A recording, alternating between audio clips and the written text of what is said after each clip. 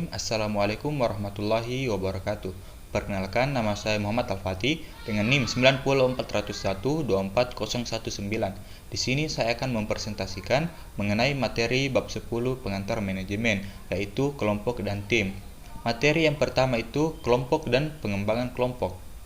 Adapun pengertian kelompok, kelompok didefinisikan sebagai dua atau lebih individu yang berinteraksi dan saling bergantung yang berkumpul untuk mencapai tujuan tertentu.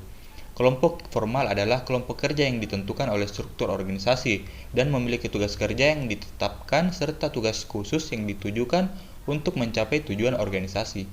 Kelompok informal adalah kelompok sosial. Kelompok ini muncul secara alami di tempat kerja dan cenderung terbentuk di sekitar persahabatan dan minat yang sama.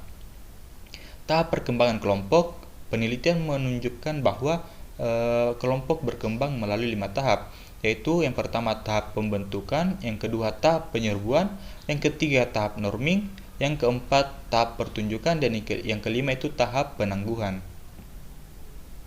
Materi kedua yaitu kinerja dan kepuasan kelompok kerja.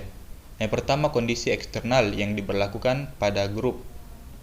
Kelompok kerja dipengaruhi oleh kondisi eksternal yang diberlakukan padanya, seperti strategi organisasi, hubungan otoritas, aturan dan regulasi formal, ketersediaan sumber daya, dan sebagainya. Sumber daya, kriteria, pemilihan karyawan, sistem budaya manajemen kinerja, dan tata letak fisik umum ruang kerja kelompok. Misalnya, beberapa kelompok memiliki peralatan dan perkakas modern dan berkualitas tinggi untuk melakukan pekerjaan mereka, sementara kelompok lain tidak melakukannya. Yang kedua, sumber daya anggota kelompok. Potensi kinerja kelompok sangat bergantung pada sumber daya yang dibawa setiap individu ke dalam kelompok. Sumber daya ini meliputi pengetahuan, kemampuan, keterampilan, dan ciri-ciri kepribadian. Dan sumber daya tersebut menentukan apa yang dapat dilakukan anggota dan seberapa efektif mereka akan bekerja dalam kelompok.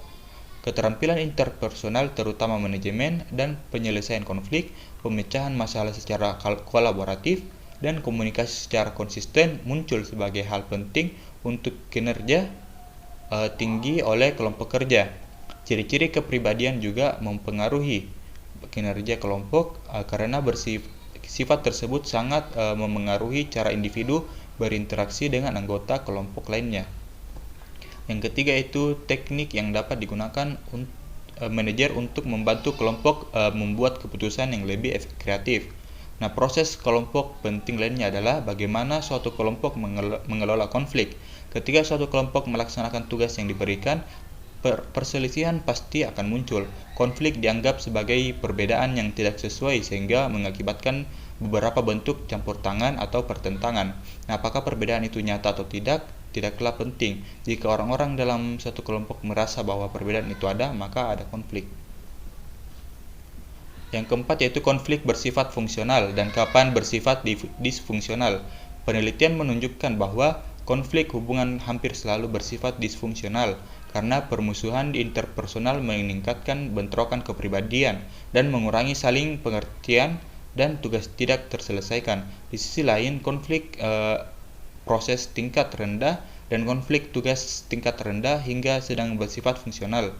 Agar konflik terproses menjadi produktif, konflik tersebut harus minimal. Jika tidak, argumen yang intens tentang siapa yang harus melakukan apa dapat menjadi disfungsional dan dapat menyebabkan ketidakpastian tentang penugasan tugas, meningkatkan waktu untuk menyelesaikan tugas, dan mengakibatkan anggota bekerja dengan tujuan yang berbeda.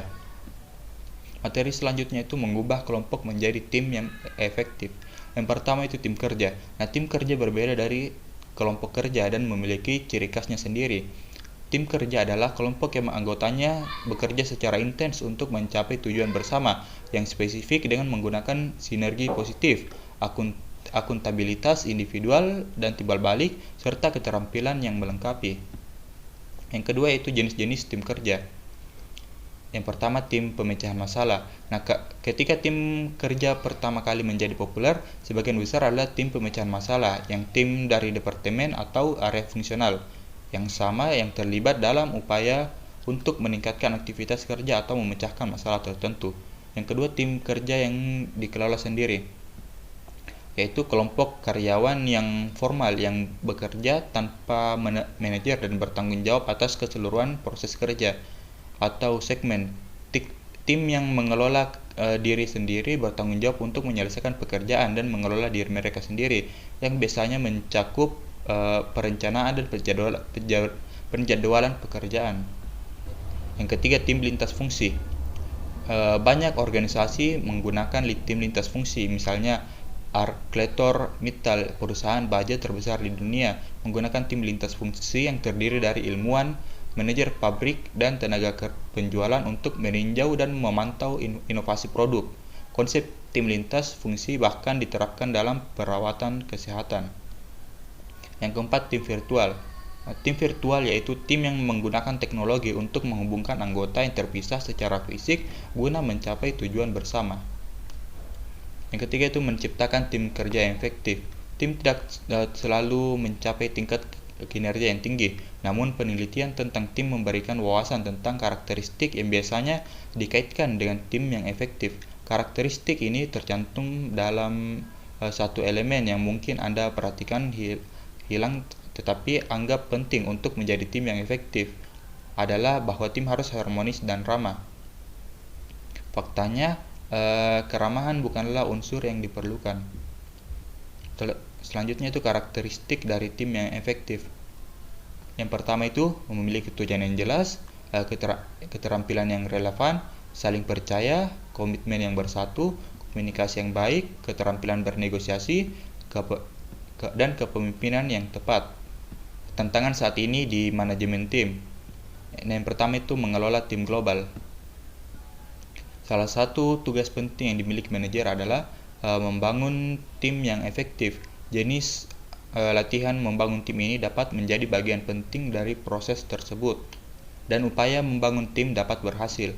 Dengan penekanan pada tim dalam organisasi saat ini, manajer perlu menyadari bahwa orang tidak secara otomatis tahu bagaimana menjadi bagian dari tim atau menjadi anggota tim yang efektif. Yang kedua itu memahami jejaring sosial. Penelitian tentang jejaring sosial telah menunjukkan bahwa ketika orang membutuhkan bantuan untuk menyelesaikan pekerjaan, mereka akan memilih rekan kerja yang ramah daripada seorang yang mungkin lebih cakap. Tinjauan terbaru lainnya tentang studi tim menunjukkan bahwa tim dengan tingkat keterhubungan interpersonal yang tinggi sebenarnya mencapai tujuan mereka dengan lebih baik dan lebih berkomitmen untuk tetap bersama.